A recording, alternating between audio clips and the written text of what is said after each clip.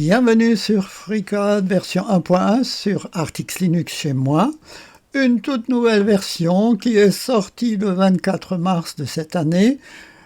Courez, téléchargez-la et utilisez-la, je vous garantis, elle est géniale. On peut par exemple régler l'éclairage très finement maintenant, l'éclairage des formes 3D. Il y a beaucoup de choses qui ont été améliorées, même dans des ateliers qu'on penserait anciens comme Draft, beaucoup de nouveautés. Quant à nous aujourd'hui, nous n'allons pas tout voir, c'est impossible, mais nous allons surtout nous attarder sur 2-3 points concernant Sketcher dans Par Design qui vous permettront, je pense, de démarrer plus vite et plus facilement avec cette nouvelle version. J'ouvre un nouveau document, je suis dans Par Design, je clique sur Créer un nouveau corps, créer une nouvelle esquisse et maintenant pour choisir l'orientation de notre esquisse, on a des faces colorées qui sont très pratiques. Quel que soit le contexte, c'est vraiment quelque chose de... Vous verrez à l'usage, ça coule de source, c'est vraiment très bien. Donc je suis en XY, je vais tracer mon rectangle. Voilà, je vais lui donner une proportion que j'estime correcte. Oh non, voilà, je vais lui donner une proportion comme ça. Voilà, comme ça.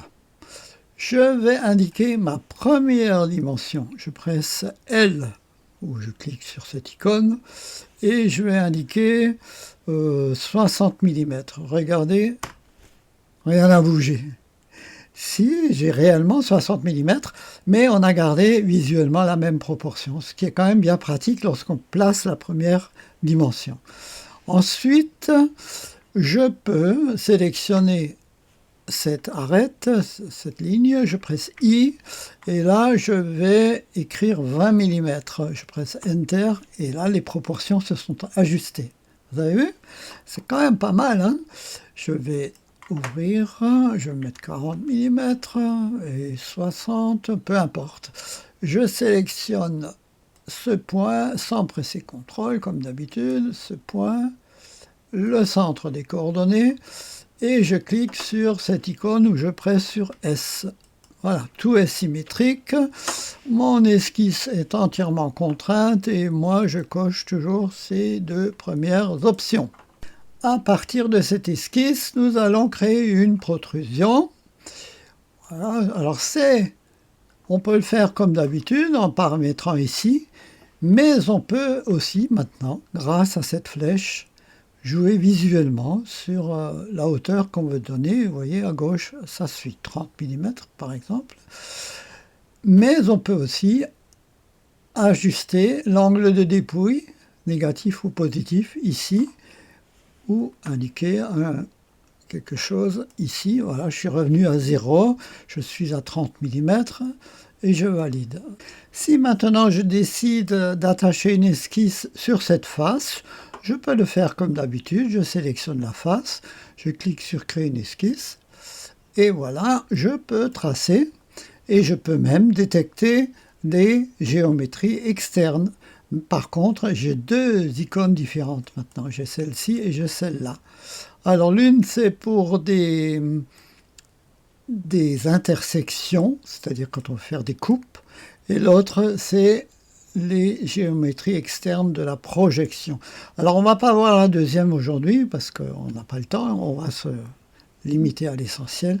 C'est cette icône que nous allons choisir, une géométrie externe de la projection. Donc je clique sur l'icône et je sélectionne ça, et je vais tracer juste une ligne de là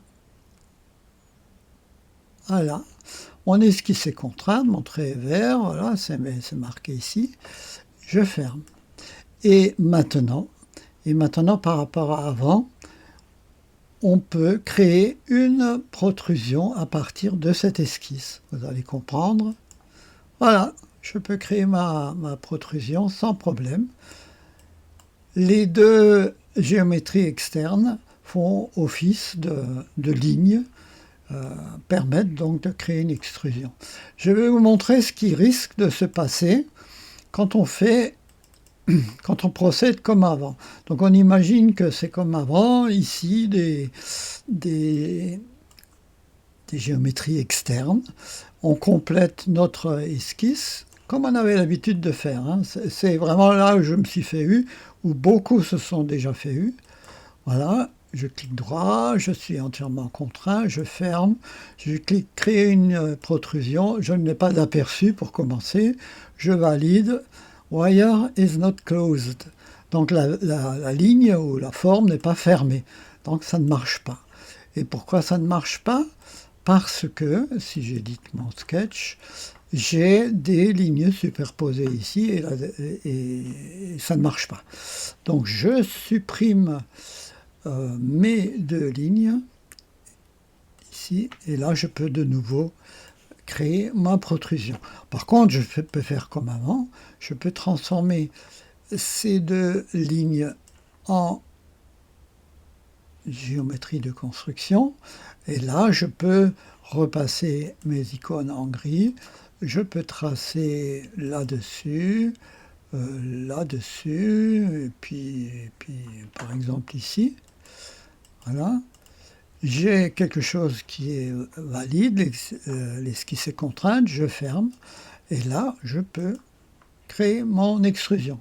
Voilà, je valide ma protrusion, je vais éditer le dernier sketch ici, et je vais ajouter un petit bout de cercle, un petit cercle plutôt. Je vais le placer là-dessus, je vais mettre 6 mm, Enter, en hauteur, attendez, je vais sélectionner le centre, je presse I, voilà, on va dire 10 mm, voilà, mon cercle est bien positionné, je ferme, et vous voyez, ça m'a fait comme avant, un triangle avec un trou.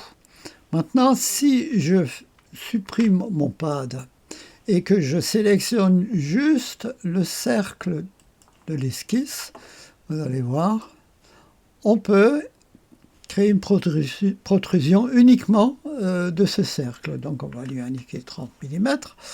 Je reprends cette esquisse et je crée à nouveau une protrusion.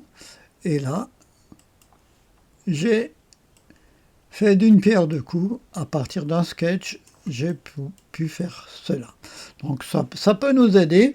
Bon, en général, je préfère créer plusieurs esquisses, créer mes formes pas à partir d'esquisses tarabiscotées, des esquisses simples. On crée une protrusion, une cavité, et ensuite on ajoute. Mais il faut reconnaître que ça peut être très pratique. Voilà, nous n'allons pas aller plus loin. On va essayer de retenir ces quelques points pour bien démarrer. Juste avec ce qui bloque tout de suite, c'est ce qui m'a bloqué tout de suite quand j'ai commencé à essayer la version 1.1. Nous aurons bien l'occasion de découvrir les autres nouvelles capacités de cette version 1.1, l'outil de perçage qui a été vraiment amélioré. Aussi, les profils de filetage qu'on peut changer, modifier très bien dans cet outil, et ainsi de suite, et ainsi de suite. Je ne parle même pas de draft et de part. Donc, beaucoup de choses à découvrir ensemble, mais démarrez déjà avec ces quelques points à l'esprit, et nous nous retrouverons, je suis sûr, pour d'autres vidéos. Je vous remercie de m'avoir suivi, et je vous dis à bientôt.